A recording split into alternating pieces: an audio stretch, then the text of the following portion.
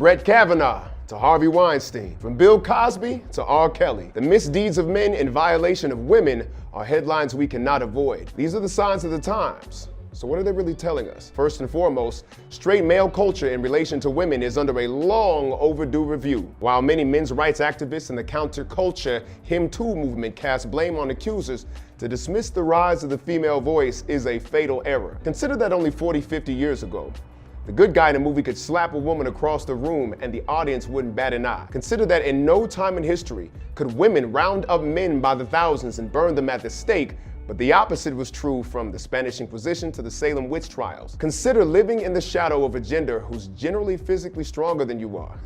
Most of us couldn't handle a week, let alone a lifetime under these circumstances. Domestic violence and rape culture is actually a thing we have to examine.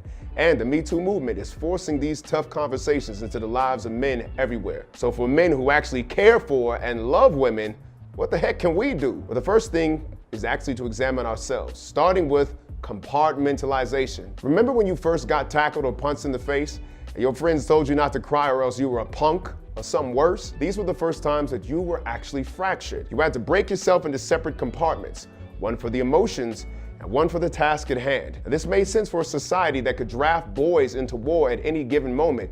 We couldn't afford to be in our feelings while charging up a hill to die. But times they are a-changing. The need for this kind of toxic masculinity is dying out. Now, not to say you should break into tears every time you get an owie or a boo-boo, but consider that compartmentalization leaks into more areas of your life than you might know. It's not just war, but also love. We guys get conditioned to have sex without our hearts involved. Player and Mac culture reinforces this mentality.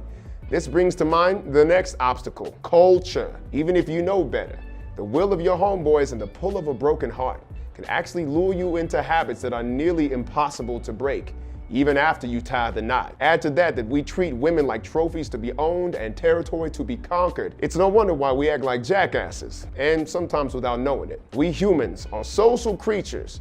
The personal virtue that you have is always threatened by the will of the mob. Don't let your conscience be a victim because the right thing wasn't rewarded. You'll have to answer to it in the end. And finally, cultivation. We gotta practice the right thing consistently. And this takes time because these habits are no pushover. They are as persistent as any addiction. And these women are forcing us into a necessary rehab. To get right, we gotta listen. No, women aren't perfect angels. That's not the point. The point is that we inherited a long line of behavioral issues set in motion long before we got here. Whatever the problem you have with feminism or womanism is irrelevant. These movements hold up the mirror to our effect on the opposite sex. So listen, brothers, all they're asking you to do is be a better man in general. Drop your ego and the blame game, get the message, and get on the right side of history. What could be the harm in just being a better dude? I'm Theo E.J. Wilson for ClipHash. Till next time.